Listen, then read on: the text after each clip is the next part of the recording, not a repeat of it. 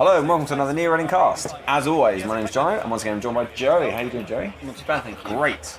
So, we had the reverse in the previous video, so we're still on table, whatever it was, 2 or 3 at this point, in round 3 of the Swiss, at the UK Nationals at the Games Expo in Birmingham, and we have still got Dave Hoyland and Alex White on camera. On the left-hand side, we have Dave playing his much wanted Leela deck. On the right-hand side, Alex is playing RP.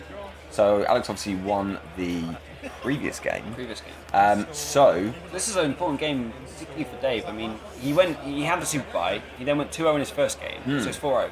But going 4-2 in a tournament of 160 players. Yeah, it's a tough matchup, and you're gonna get straight to the schedule out of Alex, right? I mean, they're both gonna get straight to the schedule. But but you still need to. You can only really take 3-4 loss of games. 4 losses in the whole day. So taking 2 in round 3 of 7 rounds is it's tough for making the cut. So I think this is a big game for Dave. So, and he's talking Desperado, and then Dirty Laundry Run on R&D gave up a Caprice, which he was able to trash with the Desperado credit. Talk about that for getting it all exactly right. And then he was able to run again to trash a Sundew. So, for instance, if those cards being the other way around, now he might have gone back for the Sundew, I don't know. But, so some good, trashing some good key installables from RP. Although there won't be any bad cards in this deck. No, but seeing the trashable ones is... So Sarugi. he's run, and here's Sarugi, which is quite annoying. He loses his hand. He only had 3 cards, so he doesn't die, but that was dangerous. What else and he lost the Zoo and RD interface and Lucky Find, and he accessed Pop. I mean, would you consider jacking out? Maybe if it wasn't RP. Any other Jinteki you might before you access. No, that was interesting. I think Alex makes totally the right call. Makes himself totally to let him in. Yeah, let him in. To knock out his entire hand. I mean, Dave playing slightly more flippantly, that could have been gay. Yeah, that's right. The problem is that having 0 credits, as we saw in the previous game, as RP, is a terrible idea. Yeah, because he's got Future Perfects in hand. So and he ran HQ. He easily, when he ran HQ, could hit that and it's just sad face. Yeah. So he takes 3 credits. For side games. I was also got Nisei in hand. Okay, all right. Yeah. So Dave's checking HQ as so he once again bankrupts himself to. That was definitely needs to happen. I mean, with Desperado down as well, those HQ checks are like clicking for a credit, and he's also getting access, getting information, and 2 chances at an agenda as well. That was yeah, that's right. It was a high risk play to res the Sarugi, but it paid off for Alex. So Alex makes the obvious decision, taking 3 credits and passing. Dave babies, or I should say uses Symmetrical Visage first click, which he'll probably do most turns, and sets up Katie's and another draw, so it's a good setup for Leela. And Leela, he's set up quite well, I mean decently, economically speaking anyway. Yeah, 2 credits and install in the remote. Got to assume that's half, isn't it? Yeah, I'd say that's pretty reasonable. I mean, it could be, well, that's all it's going to be, isn't it? Otherwise the ice goes down first. It's going to be hard for Dave to pressure that as well, because he hasn't got any breakers out. He doesn't want to run back into the Sarugi. He doesn't want to lose a click running on the Enigma. If he runs the Enigma and then runs it, it's going to cost him 3 clicks and 2 credits of Desperado to crush that. So that's like an entire turn. And you've got to be worried that... So on turn 1, Alex installed on HQ and Archives. So you have to install assuming the IC installed on Archives is a key Archives piece, which means if you run into it and you're not ready, he does have it now, Passport, then Sundew and Caprice are coming back, right? So having Passport is going to obviously help with that, if it is correct. And it helps with Enigma as well. In turns to Sundew and so yeah, into the Sundew behind some ice seems reasonable.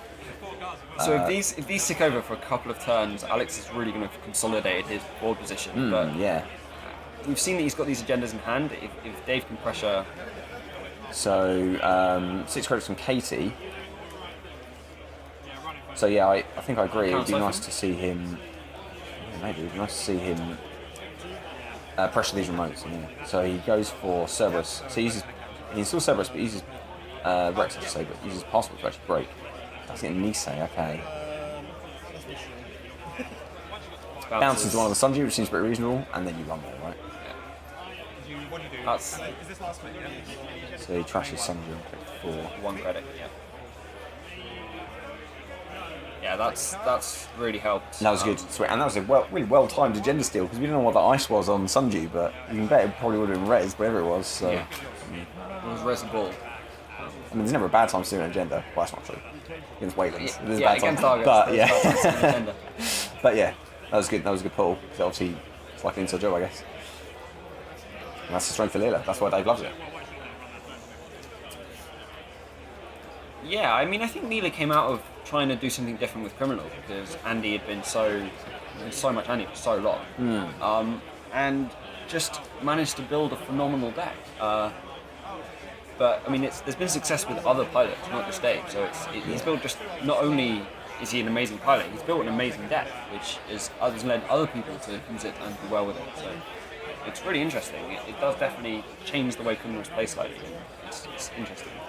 Hard to play against as well. Yeah. First time you play against Leela, you lose. It's just like a rule of thumb. Yeah. That's true. Yeah.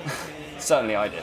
I remember first playing against Leela, and the first thing I did was I had only on dice on the board, one on each R&D and HQ, and scored out domestic sleepers. And I was playing against Gordon. I just scored it out of hand, and he was like, "Are you sure?" I was like, "Why not? Let's see what happens." Anyway, then he won. Yeah, then he won. Yeah, that turn. Yeah, no, it really does change the way you score agendas, and that's really interesting. Because scoring agendas is hard anyway, and then you have to think that much harder about them. It's really interesting. So yeah. So we've had so Jackson's helping draw. We've seen some agendas in his hand, so he's still got a Nissan and NPD by the look of it. Presumably he's hoping to get that Nissan out in this server at some point.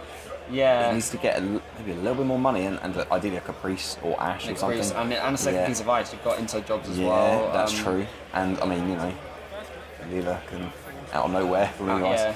So Dave's going to special order for barrier. Yeah, Corroder. Okay, that's not too surprising. So a barrier breaker.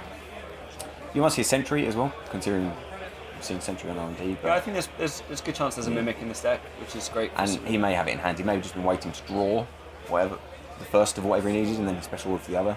Seems pretty reasonable. Yeah, I mean, not going for when R&D has a Sarugi on it, not going for the sentry breaker does make you think, probably. So he's iced up this remote and added a card to it to credit. So what do we expect? We expect Caprice, maybe? Yeah, with HQ pretty safe, I think. Maybe an agenda next turn. Well, he's just waiting for the agenda. I don't know if he has it. He has Jackson discarded. Yeah, he's got a Nissan and an NPD by the look of it. Okay. So if he's sure he can score it, the Nisei goes down.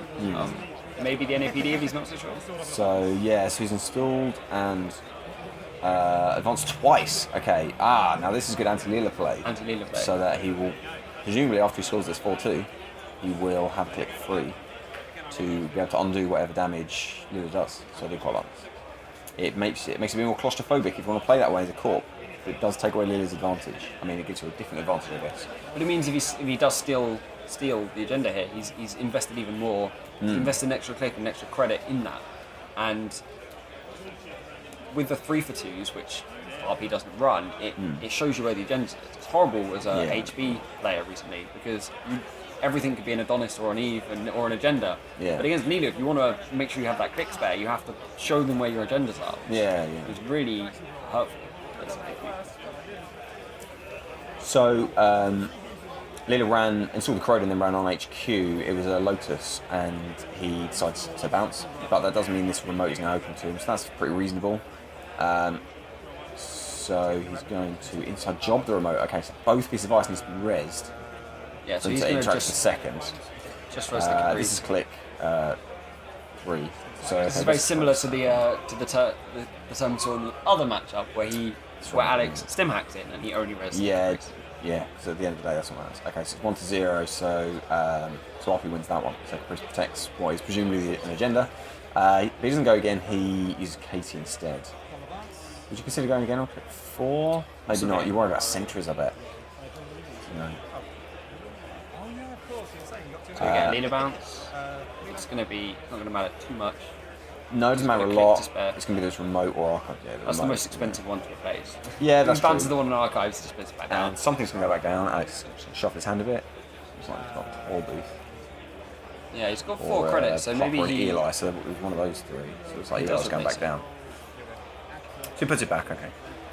I guess you want to protect the Caprice, and I think you run, you want to put more agendas out. For me, you run the Caprice out this turn, if you can. Because he's got 3 credits. So you can either make him poorer. That's right. He's not going to res everything, is he? You know, you could bounce off Lotus Field, trash the mental health clinic, and challenge the Caprice twice.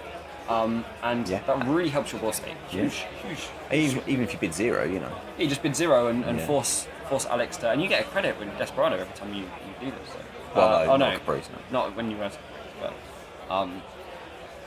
yeah, I like that play because that Caprice is gonna cause problems if the money gets back up again.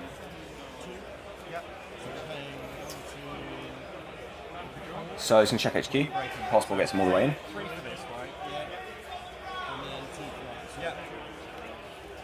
Gets to go back.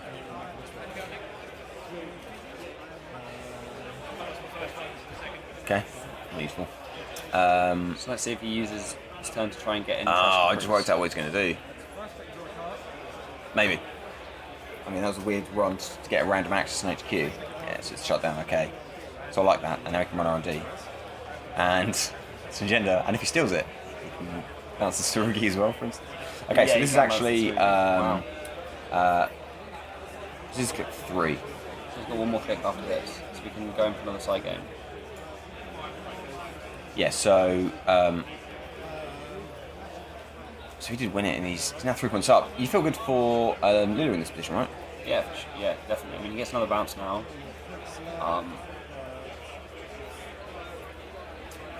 So yeah, that was click 4, so he's not going to get to kind of... No, he gets one more click, right? No, he babied, he ran HQ. Oh, he babied. Shut down, Missed the baby, sure. Yeah. Okay, so credit hedge is pretty reasonable. So that's why you can spend any money on the side game. Sure, okay, yeah. And still in the remote. So, gender? And that was, I think it was Nash. Oh, okay, yeah, alright, that's pretty reasonable. That's why, sure. I mean, I like getting in and trashing that Caprice last turn. Okay, so he's challenging to res the Tsurugi, which he did. It's like a mini Siphon. Very gets straight past Blacklist. That's an interesting one. I don't think that... He's got the same old thing on the table. He does, yeah. I don't know if Criminal cares. I mean, is he going to... I guess you install it if you're RP. So he does leave it there. Okay. He's obviously going to check the remote. So it's just side game then, no res. I think he won again. Yeah, so it's... Oh, he won active. Yeah. Yeah, exactly. Yeah, so he just making him didn't get in. Yeah. You really want to find a click to trash that mental health clinic if you can. So just a Jackson and 2 credits. So yeah, I guess it is just an Ash. Isn't. It's an Ash. Yeah, it can't be gender. So okay, all right. So he's trying to draw through a little bit. Maybe hoping to get a Nisei. Maybe hoping to chain out some Niseis. Or get some economy. Okay, so a Siphon. So Passport's going to get him in. So, and then you get to challenge the remote. I mean, you might raise the Ash here. Yeah. So he actually uses the Nisei counter, which I quite like. It'd be such a swing, such a big swing for him to lose 5 down to 1 credit. And you'd also end up losing his Caprice's Ash. Yeah, that's right. So I think that was a good spend there. Actually. I mean, he obviously could have used the Nisei counter if you ran on the remote, but you might as well prevent the swing, right? Yeah, you might as well prevent the counter. And the problem is with House I mean, I think Dave has to clear the tags here to maintain his economy. Well, he didn't get in, so there's no tags. Yeah, he would have to have cleared the tags, yeah, so he wouldn't have been able to do too much. Float. Yeah, he's got a lot. So, we're trying to get into pressure the Caprice. Strange small momentum. I feel like I'm trying to work out if that's necessarily bad. I mean, he played the Siphon and he got Nisei either way, but I think that's good from Dave's point of view. It means the Nisei counter's off the table, right? I mean, if you can get them to remove it on, it's better that for him that RP spent it there instead of when he's trying to get an agenda. So I don't think that's that bad. Yeah, having a Nisei counter gone is amazing. But yeah, he lets that count Siphon land. I think that swings too far to Dave, and I think he gets the Caprice trashed, and then Alex has no money, and he's in a little bit of a tough situation. So so he has to do it. But yeah, Nisei, you need those counters for scoring agendas. So Leela went after the Jackson and took money off Katie, so he's got a huge economic advantage. Okay, so Celebrity Gift will help. It's showing an agenda, but it isn't an APD. Still game though if he gets it. So if he's got legwork, do you fancy legwork?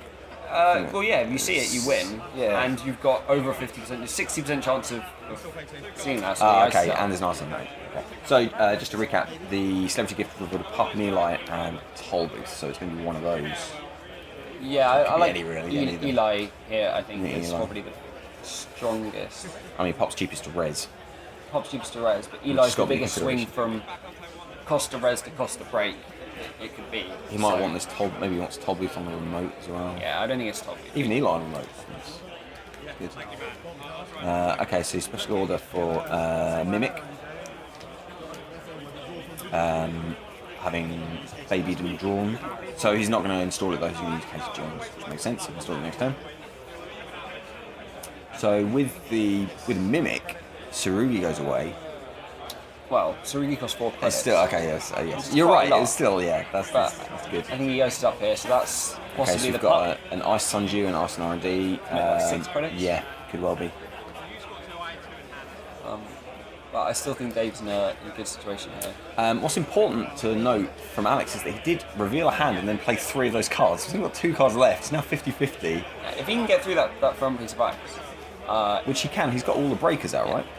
Yeah, he's got all the breakers. So Unless it's a high strength sentry, like Susano or something. but we know that wasn't the Rocking. case because he showed his hand before. That's true, yeah. So we know it's either a Pop and Eli or a Tollbooth. All of which he can deal with 21 credits. So legwork here. He's got a almost legwork guarantee. Click, Yeah. give it to Eli, and then we'll play the 4. But And having said that, we know the other cards are Caprice, so even if he gets in and misses, he could probably get in twice. oh, the pop was there. So it is so it is Pup. He's running So click how many in 3. hand? 2. There's 2 cards in hand, one's a There's Caprice. 50% chance of winning the game. Yeah, but even if he hits the Caprice, he can get in again, right? Yeah. Well, it's his, I don't know, is that misplay? Maybe. He just revealed his hand and then played all the non-genders. Okay, so Passport will get 3, breaks Pup and Passport So yeah, we gets have to in. assume if either way now this is game. And that is it, so he's got it. So they split. yeah, that was a... Split of the Titans. It was a split, and I dare say both are perfectly happy with the split. I mean, Yeah, going into that matchup, I think both would take the split. Yeah. They respect each other. They know they're both amazing players, and they know a double loss this early could be really, really painful. that's it. Yeah, and they both probably expect to see each other later. They both expect to make the cut, I assume. So I don't know. With 160 players, even with a super buy, I don't think anyone expects to make the cut. I mean, definitely hopeful of making the cut, and should, given how good they are, make the cut. Well, I'm here to tell you they both made the cut. right. Might as well just tell you. Yeah, okay. We're not They going to see both made the cut. We're not going to see them on camera again in the Swiss. So I am happy to tell you they both made the cut. Let's just see if we're going to see both of them again. So we we gonna see will them play each other well, no, I didn't say that, but we will see both of them in videos after the cut. So yeah. Sure. Looking forward to it. Yeah, should be good. So, anyway, that's the distant future. So that was round 3 of the Nationals. In the next round, next video, we're going to have footage of round 4. So in round 4, on or near top table, we have a matchup between Chris Dyer, who's been on our videos before. Yeah, he was on the regionals. Yeah, he's on the Oxford Regional, yeah. And Sam Burdock, who I've played. He's definitely been. He was at the Oxford Regional because I played him, but I don't think I've seen him had on camera before. Oh, no, I don't think So I near think Reading it'll Grid. It'll be his I near think Reading he'll Grid be debut. his first appearance for us. Yeah. So those guys are playing. Yeah, both good guys. So anyway, I'll preview that in a minute. In terms of that game, do we have any particular comments about the 2 decks? I mean, Litso started Dave. So Dave's Leela deck is, as you said before, his deck is the Leela deck. I mean, because everyone copies him. He's the guy, right? He's the guy who almost made Leela a thing. I mean, it's not a rare ID. What I think's most interesting about that matchup was everyone's, RP, it's so strong, you can't beat it. Like, how do you win? Caprice is broken, side games are silly. We just saw RP lose twice. To good runner decks with amazing good pilots yeah. who know how to play against RP, who've practiced playing against RP, and they put the pressure on the right time. They put can't speak now. R&D pressure early. Yeah. They made sure they could get into the remote. And yeah, RP is far from undefeatable. And good HQ. I mean, so Leela was pressuring HQ very well. I mean, even Kate did, just to make sure, if you drew any agendas, that she was going to sniff them out. So yeah, I agree. So RP is vulnerable early on. If you get to the point they have 2 Nisei tokens, a huge remote with a Caprice in it, you lost the game early. Boned, yeah. And that's the point you say, oh, you can't beat RP. And the problem is, you have to win the game before then. And both players there showed that RP is not broken, and this game is incredibly balanced. And and I just think Yeah. Okay. All right. So, I mean, so Alex's RP deck, we didn't see any interesting agenda choices or anything like that.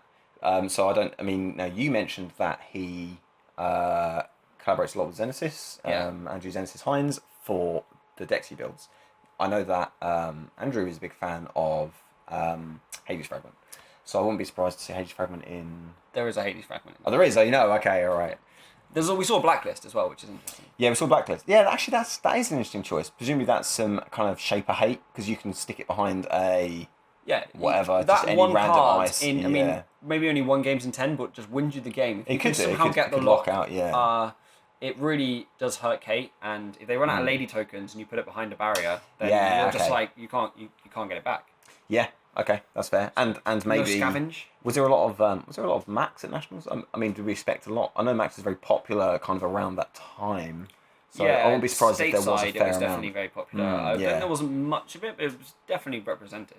I don't have in front of me the IDs that made the cut, so I don't know what the breakdown was like. But I feel like there was a lot of. One of Blacklist. A lot of Kate. It's taking that slot that could be a DBS or it could be an extra Eli. I mean, that one influence. Sure, I think a single Blacklist is worth it. It'd be interesting to know whether it did work for Alex on the day or not. Yeah, I don't know. Yeah, that would be a good question, actually. Yeah. Okay, all right, great. So, anyway, as already alluded, the next video will be between Chris Dyer and Sam Burdock, who we both like. They're both nice guys, and we've played them before. The first game specifically is going to be Chris Dyer's Kate, which I'm pretty sure is a kind of no surprises prepaid Kate, against Sam's Blue Sun deck, which is a Blue Sun deck, but does have some. It's quite interesting, and it definitely has surprises in it. Sam is certainly a deck builder, and you're never quite sure when you sit across the table what you're going to get. So I wouldn't say they're going, oh, it's Blue Sun, so it will be this Blue Sun, that Blue Sun. I know it's going to have slightly of his own tinge on it, so it'll be interesting. Yeah, so it is. I will tell you now. It's a bit of a weird one, but yeah, it's good. Okay, so that's the next video. So that's it. Thank you, Joey, for helping me out and commenting on these great games. And thank you, viewer, for watching, and we'll see you next time.